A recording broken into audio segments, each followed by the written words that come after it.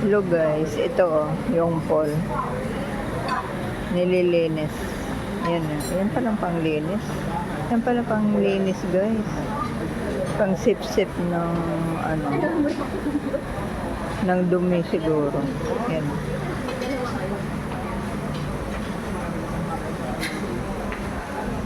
Ito naman guys yung dito sa buffet.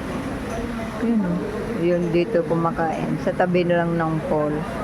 Yan doon yung mga pagkain nila. Yan guys. Doon sa loob. Pero ako muna dito kasi nga kumukuha pa sila ng pagkain ng mga anak ko. Last day namin dito guys sa Boracay. Kaya ganda. Sarap balik-balikan. Ganda guys. Ganda din ng flowers. Kalatsoche.